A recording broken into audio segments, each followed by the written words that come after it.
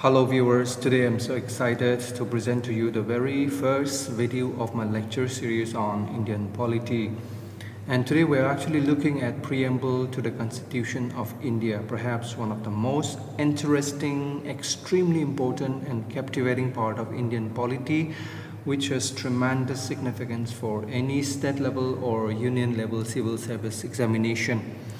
And if you are preparing for civil service exam, polity section, you should definitely start with preamble as your first lecture.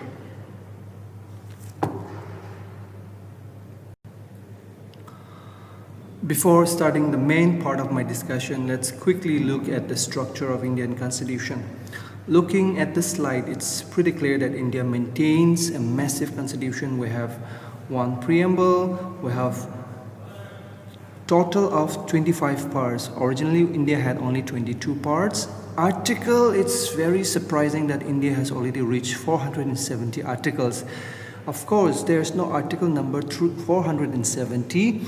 Originally, it had only 395 articles, but in between Article 1 to 395, there are actually a lot of multiplications and increase in the size in article because of the amount of amendment we have done, 106. So parliamentarians, they have effected altogether 106 different amendments, the latest being 2023, which reserves 1/3 of all seats for women in Lok Sabha and state legislative assemblies, including capital territory of Delhi. So this is massive amendments undertaken by our parliamentarians. So this is one reason why even articles have increased. So the counting wise, the total articles is coming 470. But the last article will always be 395 articles. Now it has extended the schedules also, which was originally 8 only, but today it has reached 12. And we also have 5 appendices to support the Constitution of India. So remember, the Constitution of India is a very comprehensive, very detailed written, and so one of the most comprehensively written constitution in the world. Now preamble is very important, as if you are starting Indian polity, you should start from preamble, because knowing the preamble, reading the meaning and usefulness of preamble, it will assist you in knowing the parts and articles, because the parts and articles revolves around what preamble says. So you know preamble, you are halfway to the Indian Constitution, because preamble will lead you to the parts. It is the gateway to the Indian Constitution. So that's why if you read preamble, you are at least halfway to Indian Constitution. So preamble can be understood as introduction, or it can be said as a preface to the Constitution, because it tries to summarize the essential or one of the most vital features contained in the Constitution. So it tries to just briefly introduce the nature of the Constitution. It can also be compared to as a contained page of a Constitution. Constitution is written in the form of a book, and preamble is referred to that part which contains the contents. The value and importance of preamble can be understood if we understand the meaning behind all these definitions and statements. Aladi Krishna Swami Iyer and K.M. Monshi, they are the members of Constituent Assembly members. We have again one parliamentarians, we have others experts who have given so much good things about according to what their own perspective of what preamble is. So many a time in examination, the views of these authors and these parliamentarian and constitutional experts are coming in the exam. The aspirant needs to identify who has met what in the context of preamble. So many good things are offered by Aladi Krishna Swami Iyer and K.M. Monshi also. Horoscope has been said, preamble has been said, measured or compared with horoscope of our sovereign democratic republic. Pandit Thakur Das Bhargava actually has given so many explanation about so many good things about preamble. He said, most precious also, soul of the Constitution. It's a key to the understanding of the Constitution, jewel set, and a proper yardstick with which the worth of the Constitution can be measured. So remember all the time, the one who has given so many explanations, so many good things about preamble has been identified, should be connected with Pandit Tagore Das Bhargava, a prominent parliamentarian of India. Ernest Parker has mentioned keynote, a very brief and very simple, very short, but very effective and very powerful. Keynote in a sense, like Sir Ernest Parker means to highlight that to understand the Constitution, the value of the Constitution, preamble acts as the keynote. Very important. And N.E. Bhalkewala, a prominent judge of Supreme Court, have actually compared preamble with an identity card of the Constitution. So all the time, let's remember these definitions, this important statement about preamble, which says so much good things about preamble, and that's why preamble is not just a declaration, but it has so much value in the content. In the history of preamble, objective resolution is very important because it is the objective resolution that was moved by none other than our first Prime Minister of India, Jawaharlal Nehru, who have moved this objective resolution in Constituent Assembly on December 13, 1946, which was accepted by the Constituent Assembly on 22nd January the next year, 1947, again adopted by Constituent Assembly on 26 November 1949, the day where the Constitution of India was also enacted and adopted, and finally when the Constitution was commenced on 26 January 1950, the preamble also got activated, which we are relying on till today. Now remember, preamble and objective resolutions are just one. The objective resolution which got enforced and adopted by the Constituent Assembly became the preamble that we have today. So it's very important. And why objective resolution? Because in the objective resolution, so many features and so many principles are taken from here, such as India into an independent, sovereign, democratic republic, the Union of India, ruling institution derived their power from the people of India, and then entitled to political, economic, and equality of status and opportunity, and the right to freedom of thought, belief, expression. These are all also contained in today's preamble, which was actually taken from the objective resolution. It was copy-pasted from the objective resolution moved by Constituent Assembly, moved by the Prime Minister Jawaharlal Nehru on 13th December 1946.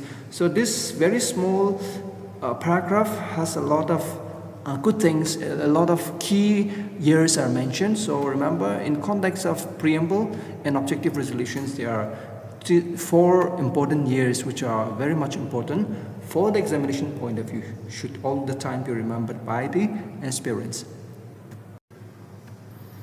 Preamble has been amended once, and in the year 1976. This was amended by the Congress government under the first female Prime Minister of India, Mrs. Indira Gandhi. So she and her Congress supporters amended preamble also through 42nd constitutional amendment. Remember, 42nd is so vast, so comprehensive that many have compared 42nd with mini constitution. Amount of in the intensity of changes that it has brought in. So much far-reaching consequences. A lot of changes happened. So many portions got deleted. A lot of portions also got reintroduced. So this is very important for the preamble also, 1976, first time and only instance also. So what we can say is that preamble was amended only and the first time in 1976. So since 1976, there is no amendment of preamble. So in fact, in that amendment, the Congress government did not actually remove any features from the preamble. Rather, they tried to make preamble more complete. They tried to beautify preamble by adding three more jewels, three more very significant words in the preamble. That is, India's belief in socialism, and India's faith in secular doctrine, and the word integrity were added in the year 1976, making the 1950 incomplete constitution, rectifying that, and making the the preamble, the Constitution complete by making this, bringing this three very important words inside the text of the preamble. So after the amendment, the unity of the nation was changed to unity in integrity of the nation by this very monumental constitutional amendment of India. After the amendment, this is the present text of the preamble to the Constitution. Let's read.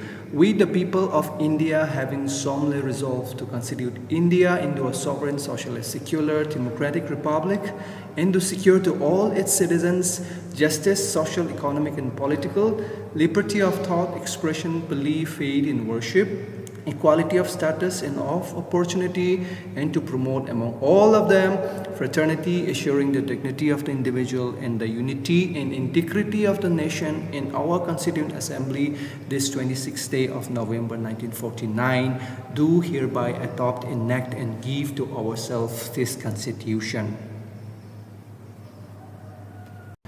In the preamble, every text and every word matters, because the words are not just insertion, but one word is capable of explaining into a beautiful meaning.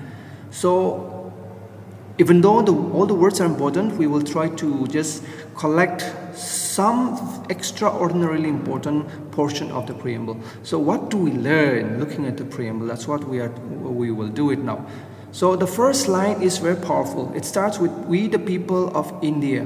In fact, it was framers who has met.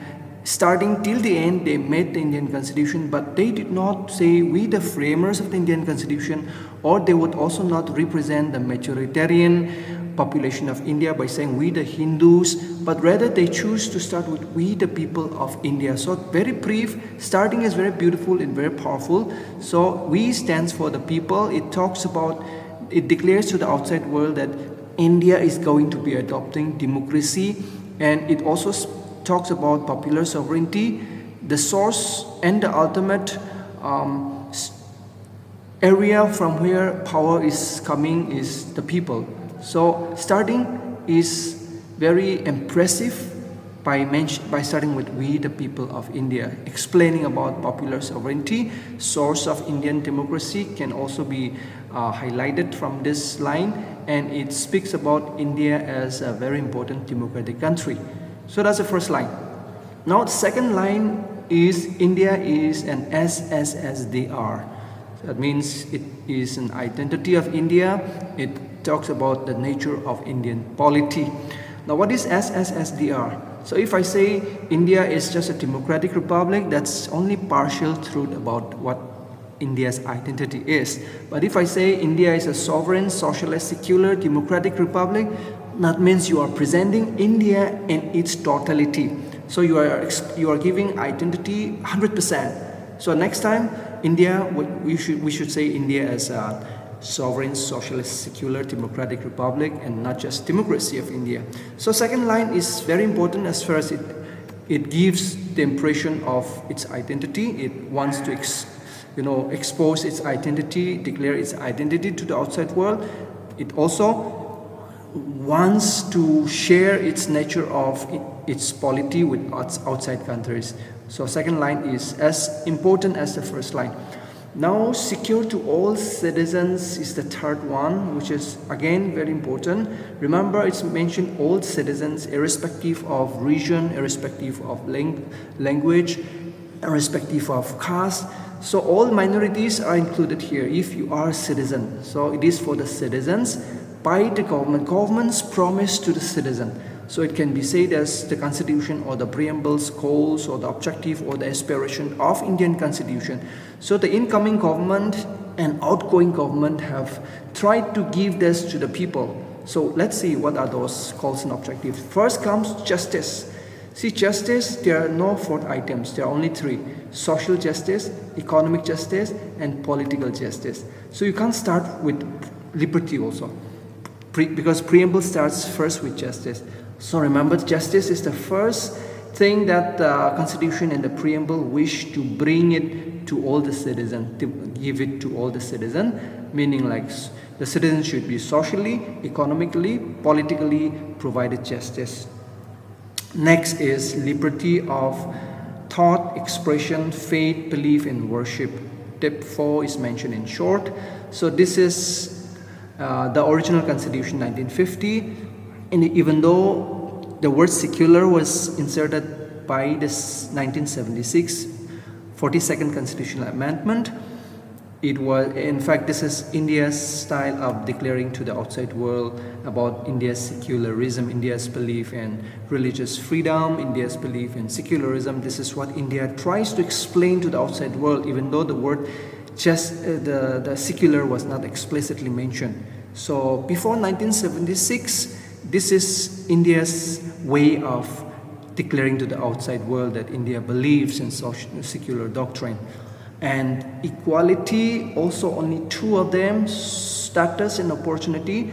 So in fact, if you are status-wise, if you are equal, and if the government is offering equal opportunity to compete, I think we should all be happy that the constitution is actually making and giving what it has promised. So equality, there's no third item, there's only two, that is status and opportunity. All the time, let's remember this one. Now, if all the three are ensured by the government to the citizens, what will happen? The citizens will feel happy. The citizens will feel fraternity. They will feel pride for being Indian. They will love their neighbor. They will love other community. In fact, a feeling of brotherhood will be there, fraternity and brotherhood.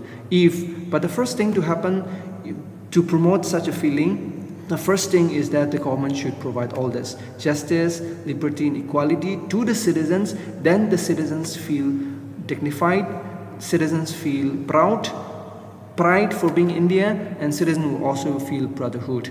So dignity will be there, individual for the individuals, and this is going to be helpful for building India into a strong nation. Because at the end, the concluding is very, very beautiful, because India as one. This is unity is mentioned. Unity is quite subjective, meaning it's talking about the citizens, and integrity was absent. That's why 1946 constitution actually filled the lacuna which was created by 1950 constitution. It was rectified by inserting the word integrity here.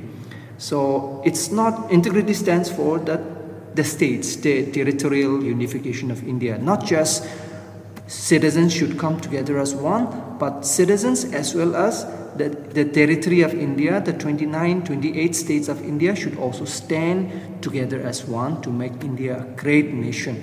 So this is how Preamble wished to achieve in the future.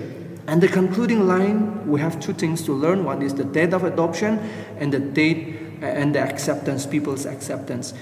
Date 26 November 1949 is very important for the Constitution. Nowhere you will find mentioned 26 January 1950.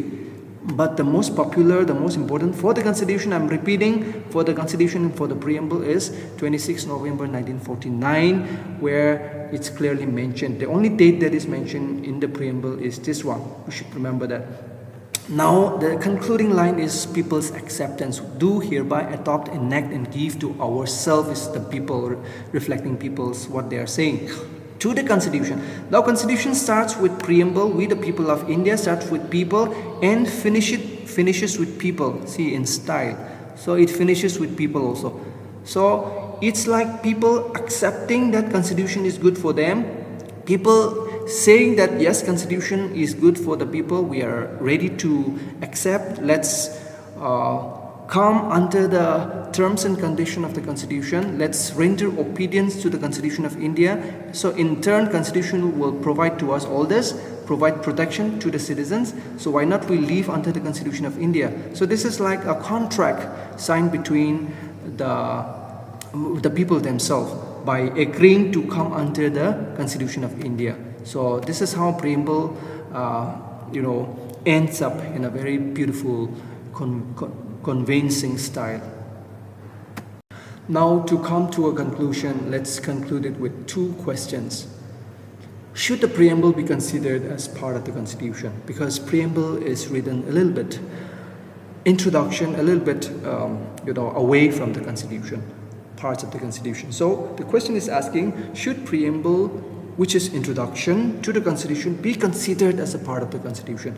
And the confusion was even more because in 1960, in Pirupari case, the Supreme Court has actually turned down the importance of preamble by not including as a part of the Constitution. But today the status is very much integral part of the Constitution, because after 1973 Kisavanta Bharti case, and which was further reaffirmed in 1995 LIC case, Supreme Court now confidently says that preamble is a part of the Constitution. So the first answer is, should the preamble be considered as part of the Constitution? It's very much yes, it's a part of the Constitution. Now the next question, can preamble be amended, is the next question, which is like, in fact, in the year 1973, again, Kisavanta Bharti case, our judiciary has invented basic structure doctrine. In fact, nowhere in no other country's constitution you'll find this basic structure doctrine. The only country that applies basic structure is India. So it's, in a way, it's our learned judicial invention. So during 1973, basic structure doctrine was founded, and even preamble is included in the list of that. So in short, what can we, the question we can shuffle the question, we can twist the question and ask, can basic feature be amended? Instead of asking, can preamble be amended? Because preamble has amended once, 1976. Yes, so basic feature can also be amended. Preamble can be amended, but what we expect as a responsible citizen, and what learned Supreme Court also desires from the parliamentarians, is that yes, Article 368 should be used by the parliament, but using that power, the parliamentarians should not destroy the preamble, or maybe should not remove, should not delete, take away any part, any word from the Constitution, but rather, just like 1976, what Congress have done, did not destroy, but they tried to beautify the preamble, giving more meaning to the preamble. So in the same way, yes, preamble can be amended, but by such amendment, you should not destroy preamble, but you should add more meaning, more beauty, more features to the existing text of the preamble. After that, preamble is an integral part of the Constitution, should not be adjusted as enforceable or justiciable portion. So it has the same character with the Part 4, Directive Principle of State Policy, because you cannot look at preamble and approach court or police station saying that what's preamble has promised is not there. So in fact, it's just an intent, it's just a declaration trying to introduce Constitution in a brief way.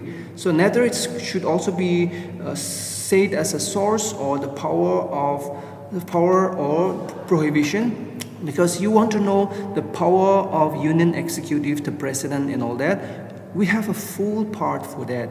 Part 5, we can go there, you can criticize, you can praise, you can do a research.